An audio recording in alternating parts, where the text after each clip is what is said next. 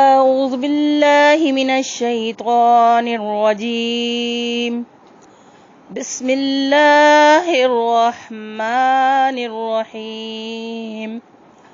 السلام علیکم ویورز، راحت سعید کے چینل میں آپ سب کو خوش آمدید۔ امید کرتی ہوں سب خیریت سے ہوں گے، عافیت سے ہوں گے۔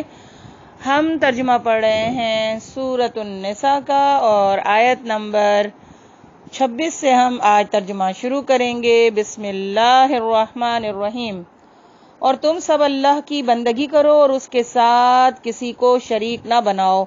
ماں باپ کے ساتھ نیک برتاؤ کرو، قرابت داروں اور یتیموں اور مسکینوں کے ساتھ حسن سلوک سے پیش آؤ، اور پڑوسی رشتہ دار سے، اجنبی ہمسائے سے، پہلو کے ساتھی اور مسافر سے، اور ان لونڈی غلاموں سے جو تمہارے قبضے میں ہوں، احسان کا معاملہ رکھو۔ یقین جانو اللہ کسی ایک شخص کو پسند نہیں کرتا جو اپنے پندار میں مغرور ہو اور اپنی بڑائی پر فخر کرے، اور ایسے لوگ بھی اللہ کی پسند نہیں ہیں جو کنجوسی کرتے ہیں اور دوسروں کو بھی کنجوسی کی ہدایت کرتے ہیں، اور جو کچھ اللہ نے اپنے فضل سے انہیں دیا ہے اسے چھپاتے ہیں۔ ایسے کافر نعمت لوگوں کے لیے ہم نے رسوا کن عذاب مہیا کر رکھا ہے، اور وہ لوگ بھی اللہ کو ناپسند ہیں جو اپنے مال محض لوگوں کو دکھانے کے لیے خرچ کرتے ہیں اور در حقیقت نہ اللہ پر ایمان رکھتے ہیں اور نہ روز آخر پر۔ سچ یہ ہے کہ شیطان جس کا رفیق ہوا اسے بہت ہی بری رفاقت میسر آئی۔ آخر ان لوگوں پر کیا آفت آ جاتی اگر یہ اللہ اور روز آخر پر ایمان رکھتے اور جو کچھ اللہ نے دیا ہے اس میں سے خرچ کرتے۔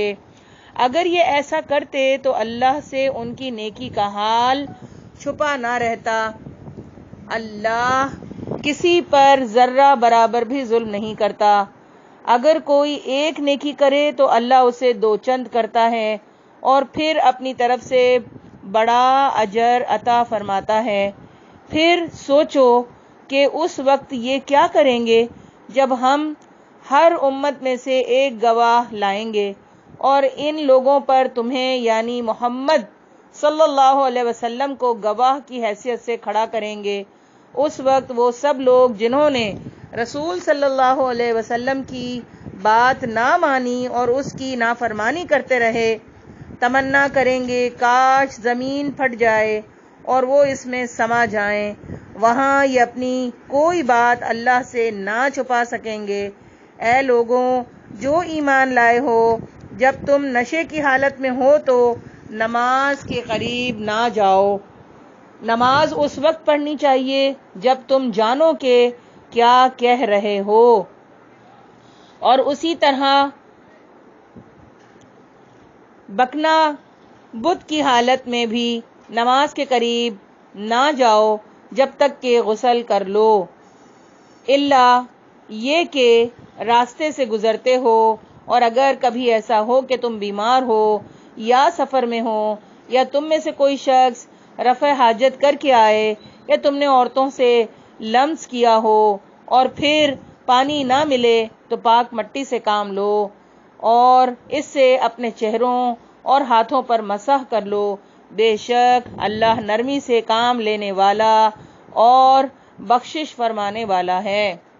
تم نے ان لوگوں کو بھی دیکھا جنہیں کتاب کے علم کا کچھ حصہ دیا گیا ہے، وہ خود ضلالت کے خریدار بنے ہوئے ہیں اور چاہتے ہیں کہ تم بھی راہ گم کر دو۔ اللہ تمہارے دشمنوں کو خوب جانتا ہے اور تمہاری حمایت و مددگاری کے لیے اللہ ہی کافی ہے۔ جن لوگوں نے یہودیت کا طریقہ اختیار کیا ہے ان میں کچھ لوگ ہیں جو الفاظ کو ان کے محل سے پھیر دیتے ہیں اور دین حق کے خلاف نیش زنی کرنے کے لیے اپنی زبانوں کو توڑ موڑ کر کہتے ہیں سمعنا و عصینا اور سمع غیر مسین اور رائنا، حالانکہ اگر وہ کہتے ہیں سمعنا و اطعنا اور اسمعوا اور انظرنا تو یہ انہی کے لیے بہتر تھا اور زیادہ راست بازی کا طریقہ تھا، مگر ان پر تو ان کے باطل پرستی کی بدولت اللہ کی پھٹکار پڑی ہوئی ہے، اس لیے وہ کم ہی ایمان لاتے ہیں۔ اے وہ لوگوں جنہیں کتاب دی گئی تھی، مان لو اس کتاب کو جو ہم نے اب نازل کی ہے، اور جو اس کتاب کی تصدیق و تائید کرتی ہے جو تمہارے پاس پہلے سے موجود تھی۔ اس پر ایمان لے آؤ قبل اس کے کہ ہم چہرے بگاڑ کر پیچھے پھیر دیں یا ان کو اسی طرح لعنت زدہ کر دیں جس طرح سبت والوں کے ساتھ ہم نے کیا تھا۔ اور یاد رکھو کہ اللہ کا حکم نافذ ہو کر رہتا ہے، اللہ بس شرک ہی کو معاف نہیں کرتا، اس کے ماں سوا دوسرے جس قدر گناہ ہیں وہ جس کے لیے چاہتا ہے معاف کر دیتا ہے۔ اللہ کے ساتھ جس نے کسی اور کو شریک ٹھہرایا اس نے تو بہت ہی بڑا جھوٹ تصنیف کیا اور بڑے سخت گناہ کی بات کی۔ تم نے ان لوگوں کو بھی دیکھا جو بہت اپنی پاکیزگی نفس کا دم بھرتے ہیں، حالانکہ پاکیزگی تو اللہ ہی جسے چاہتا ہے عطا کرتا ہے، اور انہیں جو پاکیزگی نہیں ملتی تو در حقیقت ان پر ذرہ برابر ظلم نہیں کیا جاتا۔ دیکھو تو صحیح، یہ اللہ پر بھی جھوٹے افطرا گھڑنے سے نہیں چوکتے، اور ان کے صریحاً گناہگار ہونے کے لیے یہی ایک گناہ کافی ہے۔ کیا تم نے ان لوگوں کو نہیں دیکھا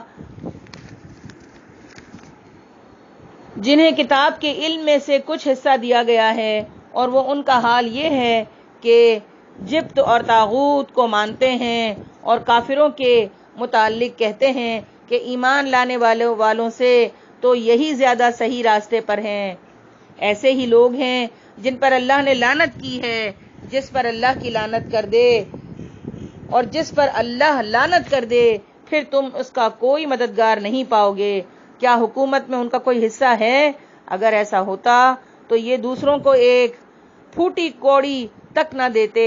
پھر کیا یہ دوسروں سے اس لیے حسد کرتے ہیں کہ اللہ نے انہیں اپنے فضل سے نواز دیا؟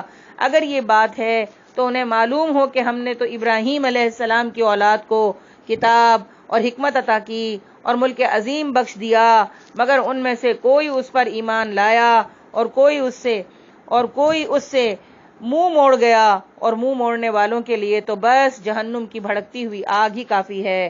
جن لوگوں نے ہماری آیات کو ماننے سے انکار کر دیا ہے انہیں بالیقین ہم آگ میں جھونکیں گے، اور جب ان کے بدن کی کھال گل جائے گی تو اس کی جگہ دوسری کھال پیدا کر دیں گے تاکہ وہ خوب عذاب کا مزہ چکھیں۔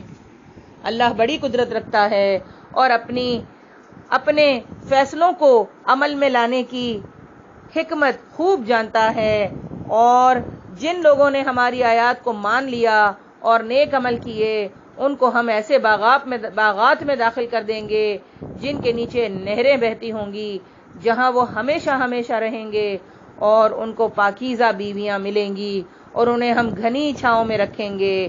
مسلمانوں، اللہ تمہیں حکم دیتا ہے کہ امانتیں اہل امانت کے سپرد کر دو، اور جب لوگوں کے درمیان فیصلہ کرو تو عدل کے ساتھ فیصلہ کرو۔